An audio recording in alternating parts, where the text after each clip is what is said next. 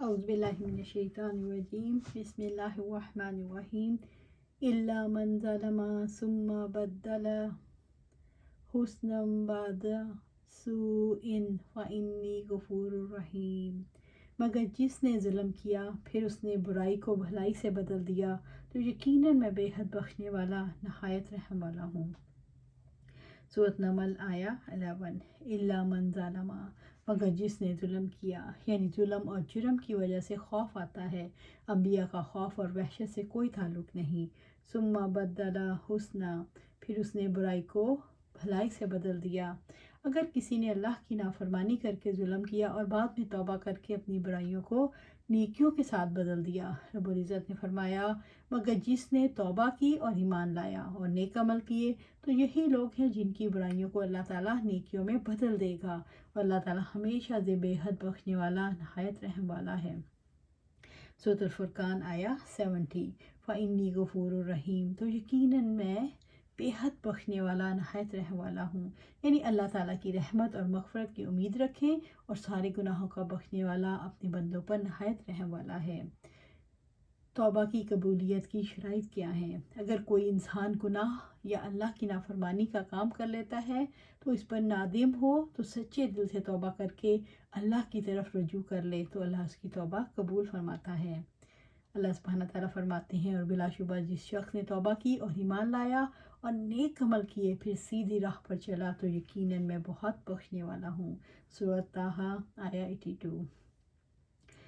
وَأَدْخِلْ يَدَكَ فِي جَيْبِكَ تَخْرُجْ بَيْضَاءَ مِنْ غَيْرِ سُوءٍ فِي 9 آيَاتٍ إِلَّا فِرْعَوْنَ وَقَوْمَهُ إِنَّهُمْ كَانُوا قَوْمًا فَاسِقِينَ، اور اپنا ہاتھ اپنے گریبان میں ڈالو، وہ بے عیب سفید چمکتا ہوا نکلے گا، یہ 9 نشانیوں میں سے ہیں۔ فرعون اور اس کی قوم کی طرف جاؤ، یقیناً وہ نافرمان لوگ تھے۔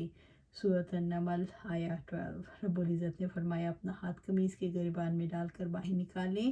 وَأَدْخِلْ يَدَكَ فِي جَيْبِكَ، اور اپنے ہاتھ اپنے گریبان میں ڈالو۔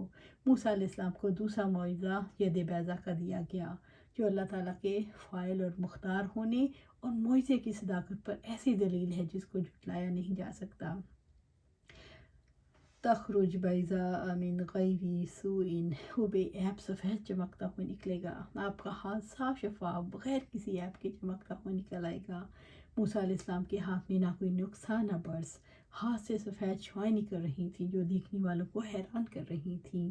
فی 9 آیات الی فرعون قومہ، یہ 9 نشانیوں میں سے ہے، فرعون اور اس کی قوم کی طرف جاؤ۔ یہ 2 معجزات عصا اور ید بیضا ان 9 معجزات میں سے ہیں جو تمہاری صداقت کی دلیل ہیں۔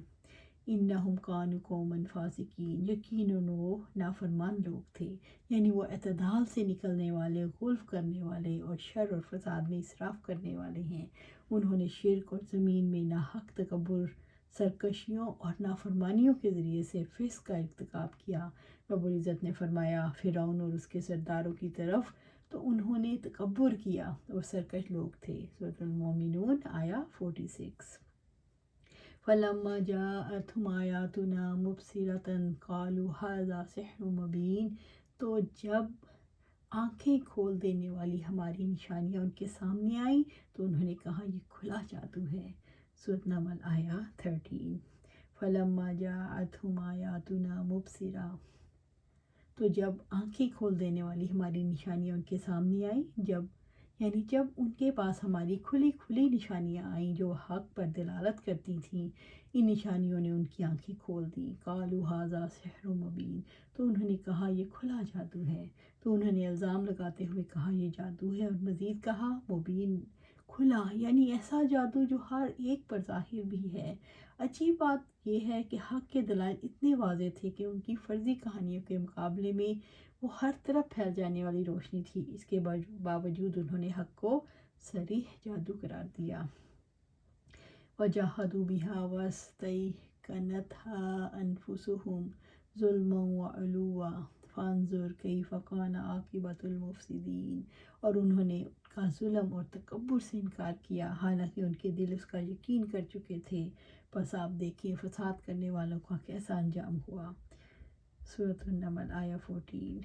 وجاہدوا بہا، انہوں نے انکار کیا، یعنی انہوں نے نشانیوں کا اقرار اور اعتراف نہ کیا۔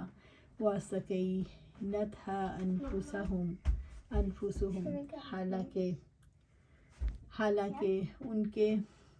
حالانکہ ان کے دل اس کا یقین کر چکے تھے، ان کے دل ماننے کو تیار تھے کہ وہ اللہ کے سچے رسول ہیں اور نشانیاں سچی ہیں۔